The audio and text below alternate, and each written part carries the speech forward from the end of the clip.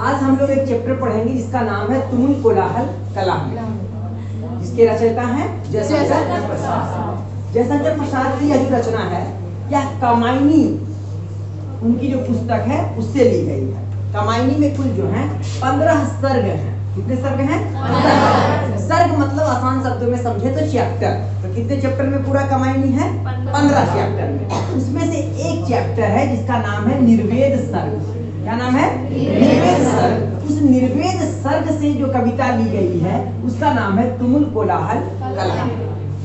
यह जो रचना कामायनी रचना है, इसके केंद्र बिंदु को समझते हैं और उसको समझने से पहले एक बात ये समझेंगे कि जयशंकर प्रसाद जो हैं वह छायावादी कवि हैं। कैसे कवि हैं? छायावादी कवि वैसे कवियों को कहा जाता है जो अपनी बातों को प्रतीकात्मक माध्यम से रखते हैं, यानी कि जिनका बात जो हो वह प्रतीक के माध्यम से रखा जाता है, यानी कहते वह जो है वह कुछ और मतलब उनका भी निकलता है। तो छायावाद के 4 स्तंभ हैं। अगर आसान शब्दों में कहा जाए तो छायावाद का जो तंबू है वह 4 बंबुओं पर टिका हुआ है। एक का नाम है प्रसाद यानी जयशंकर प्रसाद, दूसरे का नाम है पंत यानी सुमित्रा नंदन पंत, तीसरे का नाम है निराला सूर्यकांत त्रिपाठी निराला और चौथे का नाम है महादेवी।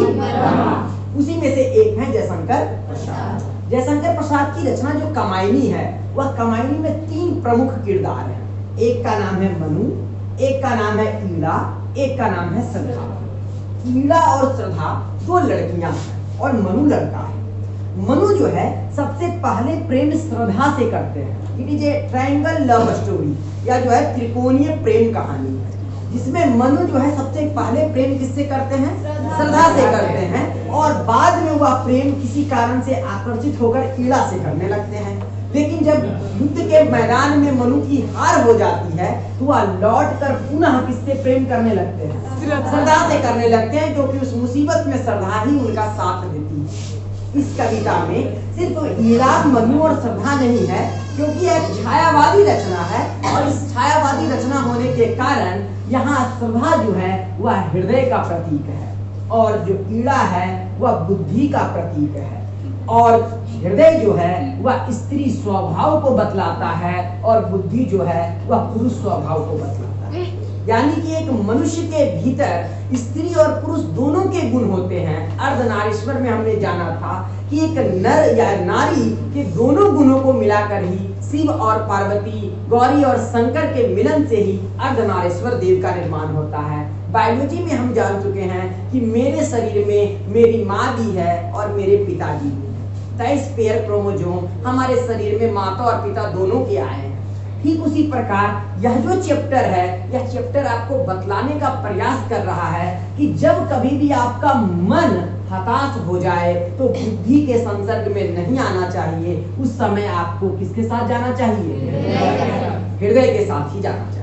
हृदय ही आपके उस समय की वेदना को दूर कर सकती है। कहानी कुछ ऐसी है कि युद्ध के मैदान में मनु युद्ध लड़ रहा है और मनु युद्ध में हार कर हताश होकर बैठ गया है। अब उससे युद्ध लड़ा नहीं जा रहा है। उसी समय निर्वेद सर्ग में यह रचना है कि श्रद्धा उनके पास आती है और कहती है, श्रद्धा उनसे कहती है यह बात कि तुमुल कोलाहल कलह में, तुमुल कोलाहल कलह में मैं हृदय की बात रे मन, तुमुल कोलाहल कलह में मैं हृदय की बात रे मन, विकल होकर नित्य चंचल खोजती जब नींद के पल, चेतना थकसी रही है मैं मलय की बात रे मन।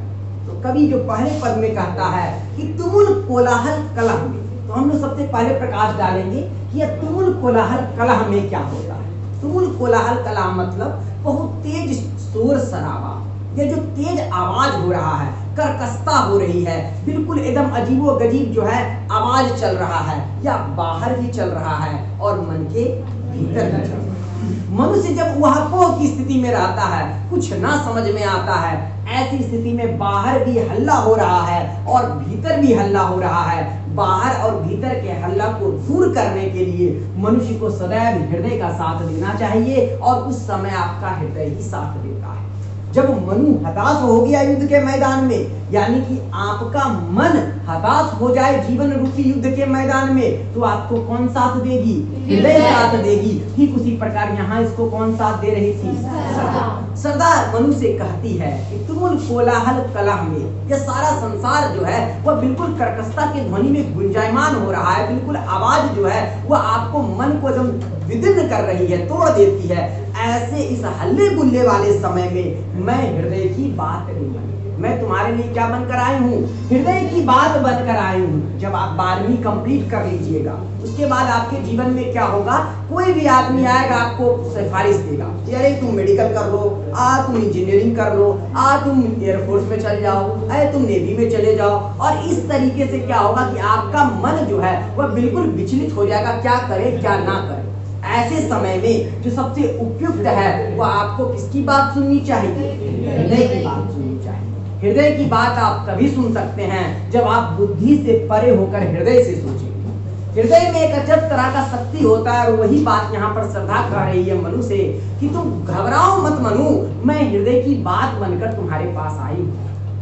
विकल होकर नित्य चंचल, जब तुम बिल्कुल छटपटा सा जाओ, तुम्हारा मन जो है चंचल हो जाए, विकल होकर नित्य चंचल, खोजती जब नींद के पल। जब तुम बुद्धि का अत्यधिक इस्तेमाल करते हो तो बुद्धि चेतना जो है वह थक जाती है, चेतना थक सी रही है, मैं मलय की बात रे मन। जब तुम्हारी बुद्धि पूरी तरह से थक जाए, तुम्हारा जो सारा तर्क बुद्धि है उसका इस्तेमाल करते करते तुम अपने आप को कोमल महसूस करना छोड़ दो, कठोर बन जाओ, वैसे समय में जब तुम्हें नींद ना आवे, तुम नींद की तलाश करने लगो, वैसे समय में मैं तुम्हारे लिए मलय प्रदेश से ठंडी बहने वाली हवाएं बनकर तुम्हारे पास आऊंगी और तुम्हें नींद के आगोश में सुलाने का हर संभव प्रयास करूंगी।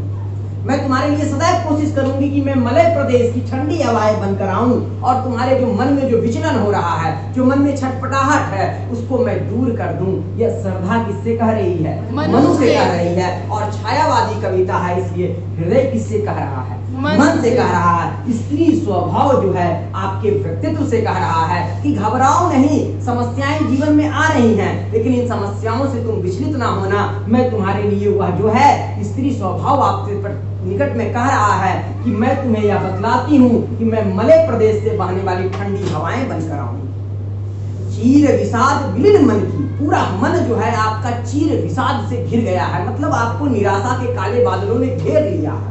इस व्यथा के तिमिर बन की जीवन रूपी समस्याओं के अंधकार भरे जंगल में आप बिल्कुल उलझ गए हैं। आपको समझ नहीं आ रहा है कि जीवन रूपी इस समस्याओं के घने अंधकार भरे जंगल से मैं कैसे निकलूं। एक बार जब आप फंस गए हैं इसमें, तो आपको लग रहा है कि अब बिल्कुल छटपटाहट सी हो रही है।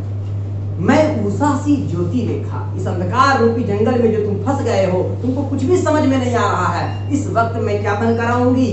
उषा सी ज्योति रेखा बनकर आऊंगी और तुम्हें यह विश्वास दिलाऊंगी कि कोई बात नहीं, अपने अंदर यह भरोसा रखो कि सफलता तुम्हें मिलेगी।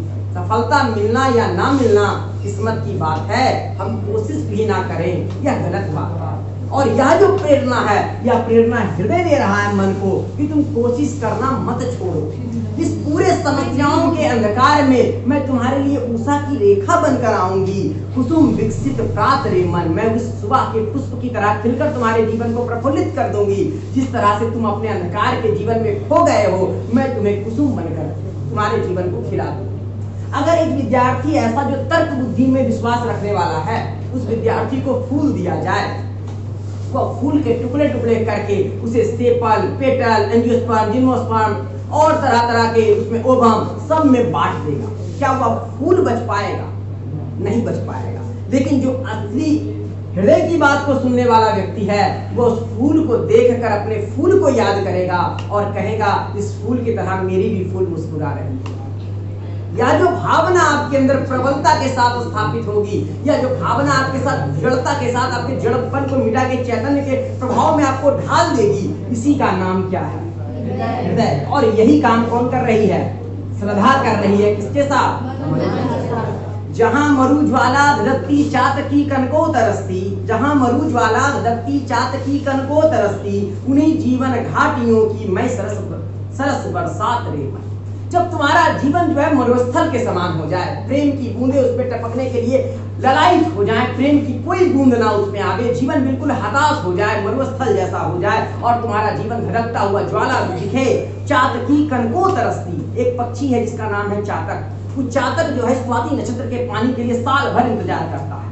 उस स्वाति नक्षत्र के पानी को पीने के लिए चातक जो साल भर इंतजार करता है, आपका भी मन रूपी चातक उस प्रेम रूपी पानी का सेवन करने के लिए इंतजार करते रह रहा है। और मनु जो है हताश होकर इसी उम्मीद में बैठा है कि कोई आकर मुझे फिर से जिंदा कर दे। हताश हो गया है, निराश होकर बैठा हुआ है, घुटने टेक दिए हैं अपने।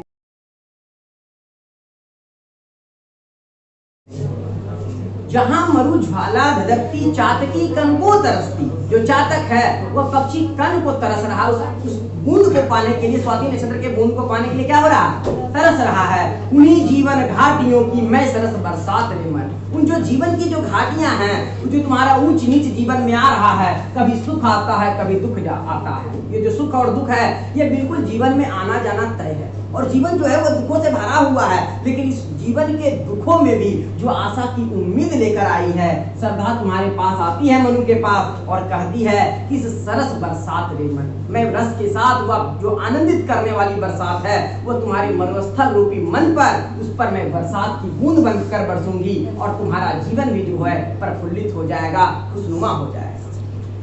पवन की प्राचीर में रुक जला जीवन जा रहा झुक, इस झुलसते विश्व बन की मैं कुसुम ऋतु रात रे मन, मैं हृदय की बात रे मन। कहते हैं पवन की प्राचीर में रुक, जो हवाएं तेज आ रही हैं, जो हवाएं ठंडी हवाएं आ रही हैं, वह प्राचीर से, दीवारों से रुक गई हैं और हमारे अंतर मन में शांति का अनुभव नहीं हो पा रहा है। हवाएं जो दीवारों से हमें कैद, कमरे में कैद हो गए हैं, भौतिकता के कमरे में हमें कैद कर दिया गया है और हम ज्यादातर बुद्धि का सहारा लेकर ही अपने जीवन को जी रहे हैं। इस प्राचीर में जो दीवारों से घिर गया है पवन, जला जीवन जा रहा झुक, ये जो मेरा जीवन है इसमें आग लगा हुआ है जीवन में, वो बार बार मौत के करीब जाते हुए झुकता जा रहा है। अपने अंदर वो आत्मबल, वो संबल नहीं आ रहा है जिससे मैं उस समस्याओं का मुकाबला कर सकूं। इस झुलसते विश्व वन की, ये जो मेरा जीवन रूपी वन है यह झुलस रहा है आग की अग्नि से। अग्नि जो है समस्याएं रूपी आग की अग्नि मेरे जीवन को झुलसा रही है। मनु का जीवन झुलस रहा है उसी तरह इस झुलसते विश्व वन में मैं कुसुम ऋतु रात रे मन, मैं बसंत की वह ठंडी रात बनकर आऊंगी जो तुम्हारे अंतर मन में शीतलता का एहसास करवाएगी। मैं तुम्हारे अंतर मन में हमेशा प्रेरणा भरूंगी और वह जो बसंत की रात होती है, ना सर्द होता है ना गर्म होता है। अप्रैल महीना वाली जो रात होती है उस समय ऐसा लगता है उसमें ना दिसंबर की ठंडी होती है ना जून की तपिश होती है, वह बिल्कुल आह्लादित करने वाली रात होती है। वैसा ही रात बनकर मैं तुम्हारे जीवन में आऊं। चीर निराशा निर्धर से प्रतिछादित अश्रु सर में, मधुप मुकर मरंद मुकुलित मैं सजल जल जात रे मन, मैं हृदय की बात रे मन। कवि कहता है आखिरी में कि चीर निराशा निर्धर से, ये जो सारा संसार जो तुमने अपने आसपास रचा है यह निराशाओं का समुद्र बन गया है। तुम्हारे जो आंसू बह रहे हैं वह आंसू जो हैं वह आंसू समुद्र की तरह जो है उसका सरोवर बन गया है और तुम्हारा जीवन बिल्कुल निराश हो गया है, हताश हो गया है। इस हताश जीवन में मैं तुम्हारे लिए मधुप मुखर मरंद मुकुलित बनूंगी। मधुप मतलब होता है भौरा, मधु को पीने वाला। मुखर मरंद मकुलित मतलब जितना भी गदराया हुआ जितना भी फूल है उन फूलों का समूह जो है वह बिल्कुल मैं तुम्हारे लिए बनकर आऊंगी। उन फूलों के पराग कण का तुम इस्तेमाल करना और उन सारे फूलों में जो मेरा धर्म होगा, जो हृदय की बात होगी, वह कमल का फूल के जैसा होगा। मैं सजल जल जात रे मन, उन सब में मैं कौन सी फूल बनकर आऊंगी? कमल के फूल बनकर आऊंगी और तुम्हारे लिए प्रेरणा बनूंगी और तुम उसके साथ जुड़े रहना। तुम्हारे जीवन की हर समस्या का समाधान हो जाएगा। कब? जब तुम किसकी बात सुनोगे। कवि जो है यहाँ बड़ा प्रतीकात्मक रूप से श्रद्धा से बुलवा के मन को आपसे कहलवाना चाहता है कि जब आप दुविधा में रहें, आपको समझ ना आवे कि क्या करे क्या ना करे, तो हमेशा याद रखिएगा कि फर्क होता है खुदा और फकीर में। फर्क होता है खुदा और फकीर में, फर्क होता है किस्मत और लकीर में। कुछ चाहो और ना मिले तो समझ लेना इससे अच्छा लिखा है तुम्हारी तकदीर में। यह जो प्रेरणा तुम्हारे अंदर लेकर आएगी वह प्रेरणा हृदय ही लेकर आएगा, वह प्रेरणा श्रद्धा ही मनु को देगी। कीड़ा का साथ, बुद्धि का साथ इस व्यवहारिक जगत में भले आपके लिए फायदेमंद हो सकता है, लेकिन जब सुकून के पल की तलाश होगी वह कौन सा पल, वह कौन देगा? दे देगा। जब जीवन के रूपी गृहस्थ जीवन की बात होगी तो स्त्री स्वभाव ही, स्त्री भाव ही आपको सुकूनता का एहसास कराएंगे।